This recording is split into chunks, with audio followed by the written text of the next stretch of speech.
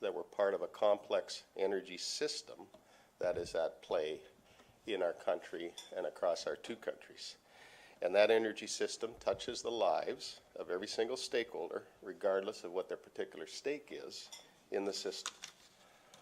All of us, whether we're companies, whether we're communities, whether we're governments, government agencies like ours, citizens, we are working or interacting within the same system.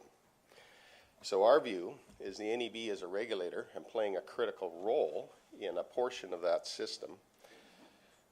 We have to be able to understand the issues that span the system. If we're going to be credible in our assurance to the public that we serve, that we are in fact doing our part to ensure that pipelines are built and operated safely, we have to understand the issues in the system. You can't be credible about stuff you don't know about.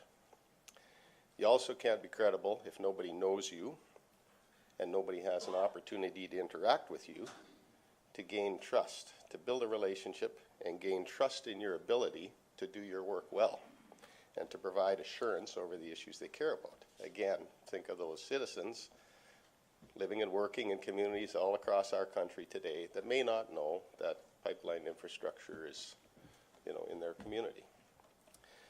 The public wants, expects, and is increasingly demanding an opportunity to see for themselves that folks like us at the NEB are on the job.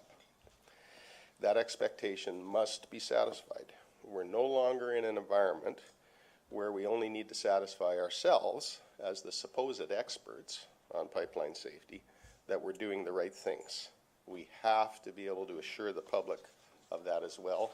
We have to be more open and transparent with the public. Part of that is getting better at communicating what the NEB does as a life cycle regulator.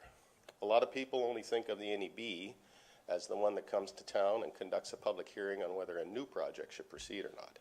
Many, many people in Canada are not aware, frankly, that we regulate the full life cycle of the infrastructure that's in the ground, and we have this fundamental role on public safety and environmental protection. So we're doing a lot more work and a lot more outreach to help people understand that. But while we're getting better at communicating and engaging with the public, it is also about examining and challenging our own performance, along with providing sufficient public information about our performance so that others can assess us and reach their own conclusions about our performance. And this is really part of the transformation that we're going through at the NEB right now. We currently find ourselves in what I call the heat and light of the big pipeline adjudication processes. As you all know, in your country and in ours, these processes are the very controversial, headline-grabbing, and increasingly iconic focal points for energy policy debates in our country and in yours. They're very important processes, and when we conduct an adjudication process, we try to do that to the best of our abilities, and we do that in a way that's consistent with our defined and legally prescribed role in accordance to our mandate. We know that given the context today, we actually can't satisfy everyone in that role as we go forward. Some of those debates around energy policy are getting very polarized, and one of our roles as a public institution is actually to complete a review and make a recommendation whether a project should go forward. So we understand when we undertake that role that not everybody that's involved in the process is going to be happy with us, and that's clearly some of the press that Carl reads about when he reads about the NEB. And we also know that these adjudication processes are not the sum and total of the role that we play as a regulator. The transaction that arises from a public hearing in our country, and that is a recommendation or a project approval if the Government of Canada agrees that the project is in the public interest and should proceed, is actually only the very first step in satisfying our duty to Canadians around the assurance of pipeline safety and environmental protection. Regardless of the heat and light on project hearings, we're still active and we're accountable every day for making sure that the 73,000 kilometers of pipe under our jurisdiction is being maintained and in service safely with minimal disruption or risk to the people who live and work around them every day. And again, I don't want to discount the role of the companies and the operators, but we have an oversight role on top of that, and the public depends on it and needs to understand it, and as I said earlier, have the information to appreciate whether the company is doing good work and whether we're doing good work. It is that public assurance role, the life cycle oversight, the people on the ground, the things that we do in communities, the initiatives that we take to drive improvements in safety and environmental protection, where we must clearly demonstrate our performance to the satisfaction of all Canadians, speaking on behalf of the NEB. In the past year, we've taken a much more deliberate approach to public assurance at the NEB. For starters, we are actively changing the way we assess our own performance and our competence internally, and we're putting structures in place to recalibrate our thinking towards a more critical and focused cycle of continual improvement.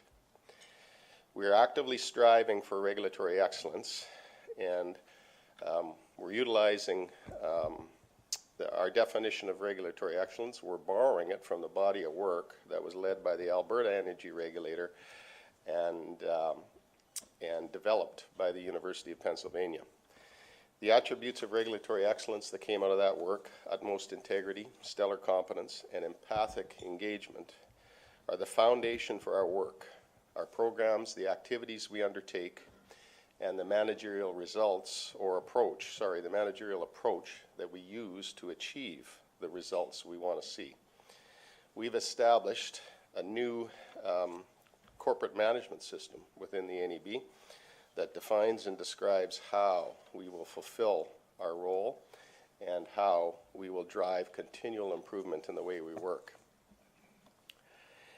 Just like the companies, we actually regulate the management systems of the companies that we oversee. If you know anything about the regulations in Canada, you know that we not only have some prescriptive requirements, but we also have very, very broad performance-based requirements, and we audit companies' management systems all the time.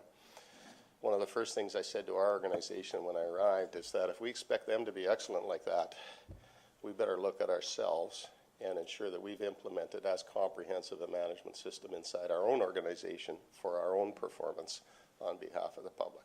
And that's what we're doing, and we've defined that management system, and we're in the process of putting it in place right now. And with that focus in place, we're updating our performance framework to recognize our ambition for regulatory excellence. We see this framework that describes the performance that the public and companies and the citizens should expect from us as an opportunity to better report to our Parliament, to better report to all Canadians regarding our public assurance role and the results that we're expected to deliver. Our performance framework will describe to the public exactly what we're doing to fulfill our mandate, and it'll describe the performance indicators that we are using to measure our effectiveness. And that's one of the reasons that I've been interacting with Carl on performance indicators over the last little while, including participating in the workshop in Calgary in May. Through the framework, we're capturing and being crystal clear about the purpose and the intent of our work, including how effective our regulatory oversight is at influencing and improving industry performance. We hope that it will allow us to clearly and credibly demonstrate that we're serious about this public assurance role on behalf of Canadians. And I really think it's important to note that we're not developing these performance indicators in isolation. In order to be effective, the indicators need to make sense, and they need to reflect the interests of the range of the people that we serve, from landowners to parliamentarians, from academics to environmental groups, and of course, it must reflect the interests of the industry that we regulate. We can't assume, and we shouldn't assume, that we know what information the public is looking for or needs about our performance. We should go out and talk to them and ask them, what do you need? We shouldn't assume. To that end, we have been consulting and we have been working with others and participating in other forums to talk about indicators, and we have been consulting across Canada. And one of the things that we did recently was reach out to all the attendees from the May meeting that was hosted by the Pipeline Safety Trust in Calgary on a set of draft indicators earlier this summer that, as I said, that will form the basis of our framework that we're putting in place. So we have to engage people on these indicators and ensure that we've done a good job at addressing the things that they care about. And this leads me to another aspect of our public assurance role, which is engagement with the public and transparency around how we conduct our regulatory function. I think for regulators like ours and organizations with a long history and significant expertise in technical matters, you know, my observation over the course of my career is that you can run a risk of getting pretty disconnected from the people that you ultimately serve. And I'm talking about the citizens, again, that count on us for the assurance of safety and environmental protection. And that's because we see a lot. We see it in a very in-depth way. It's very technical information, usually when we're assessing the design of a pipeline, for example.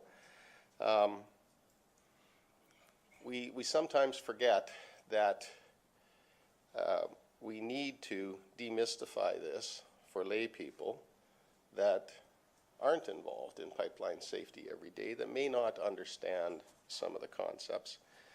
And we shouldn't just walk around expecting the public to just trust us, because we do this, and this is what we do every day. We have to be as good as we can at speaking openly and plainly to the public. But one of the things that comes as a result of doing that, it takes more time to do that. And it takes a real focus and a continued commitment to do that. And that is also really hard in this day and age when everybody is just consumed with sound bites and short interactions and tweets. And, you know, real focus and real time and effort is what it takes. In our situation in Canada, and I'm not sure if it's different for PHMSA and other regulators here in the U.S., one of the things we find a challenge is because we have innumerable citizens, communities, First Nations, interest groups that expect and should hear from us in that public assurance role, since we're a national institution regulating pipeline safety. But we also deal with very long linear infrastructure. So there's hundreds and thousands of interfaces that are involved and need to be involved. And the information that they need is often very specific to their interests, to their communities, to their regions, and so on. Now, we work with the companies and we test their systems for providing information to communities and individuals and landowners. And we really need companies to continue to do that great work each and every day. But again, the public also needs to hear from the regulator. The public also needs to understand about our performance and what we're doing. And so that's a bit of a challenge, because we're a small organization and we've got a large geography and a wide range of interests who each have very specific things that concern them. It does make it really hard for an organization like ours to stay proactive and to stay responsive. And it does make it easy to perhaps lose some focus, get overwhelmed, and kind of retreat into the, you know, we know what we're doing, so everybody should take comfort in that. It's not good enough. So this is another reason why we're putting a lot of effort into updating our performance framework and into our internal management system. Good frameworks, good systemic practices will help us ensure that we stay on track.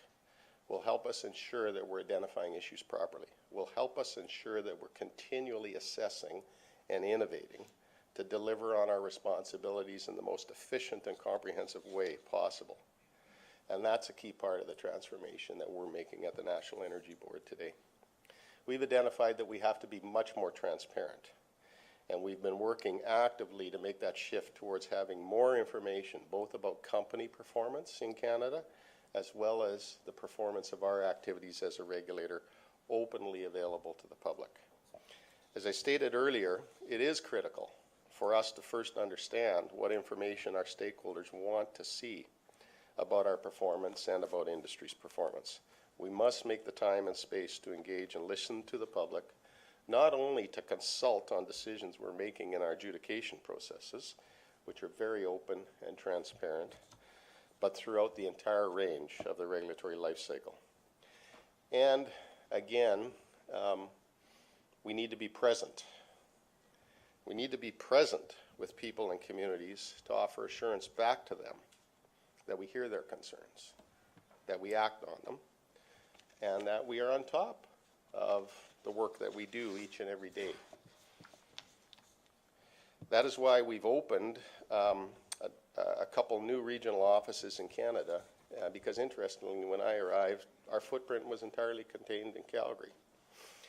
And I felt we needed to have a presence in the Lower Mainland of British Columbia and in Eastern Canada, so we've opened up offices both in Montreal and Vancouver to facilitate engagement with the public in those regions, and to be there to talk to them about energy issues and pipeline regulation in their communities. One of the first initiatives that we ran out of those offices was a consultation process as part of our Emergency Management Transparency Initiative. Now, I mention this specifically because I think, as many of you know, emergency management, how the system will respond in the case of what if something happens, is a very real concern for many, many communities and many people that are affected by pipelines. Our consultation resulted in several concrete actions being taken, including our decision to have companies post their emergency procedures online.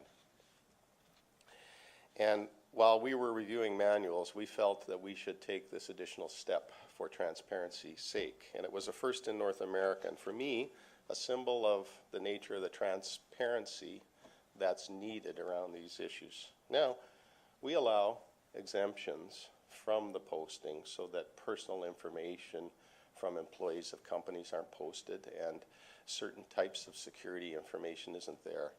But the remainder of the information we felt should be publicly open and transparently available. And it was just simply, if we're to be credible to describe to the public how they can have confidence in what we will do if something goes wrong, we just need to give them information to help them understand what we do. And we have to do that to keep building public trust.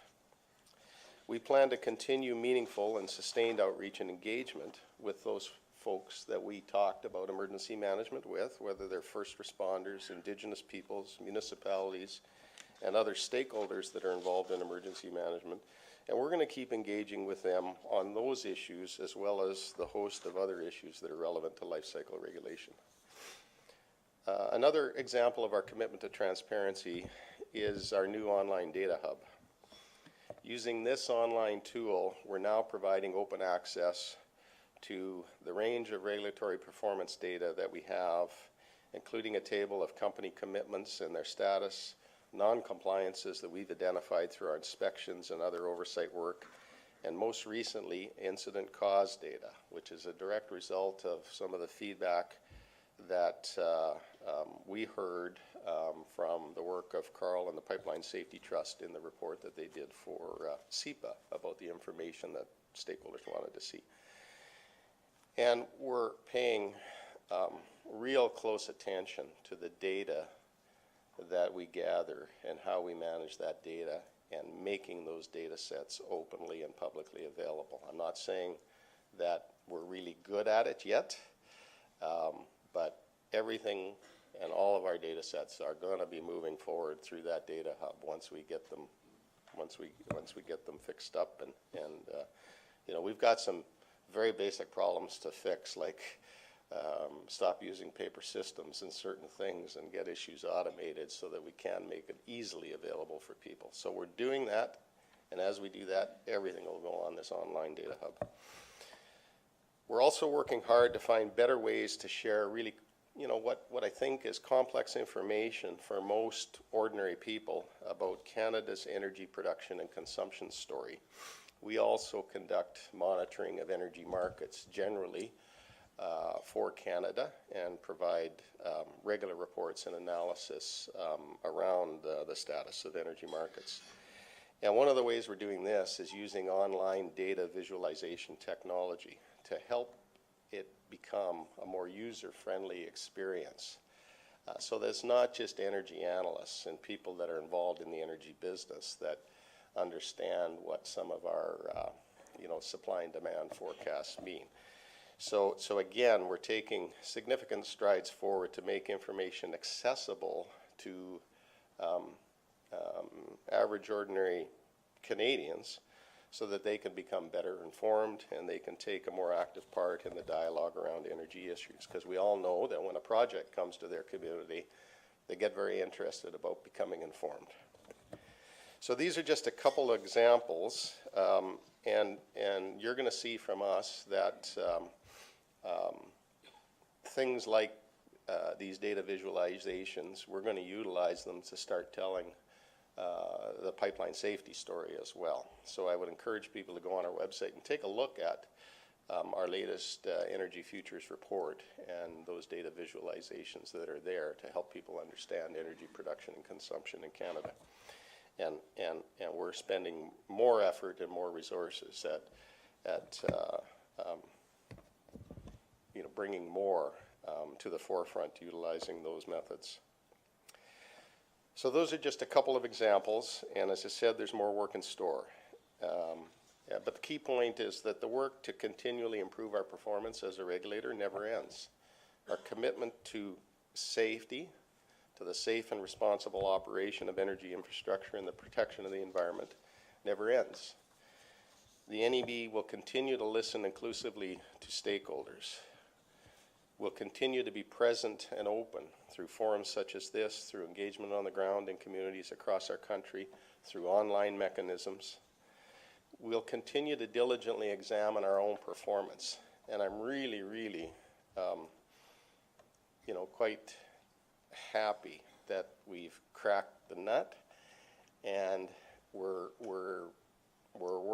putting in place a performance framework where people can see and judge us and understand whether we're making a difference or not.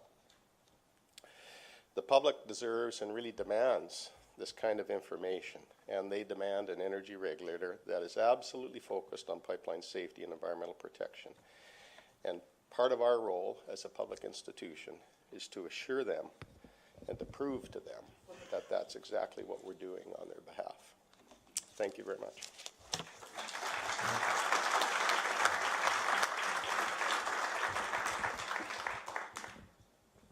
Thank you so much, Peter.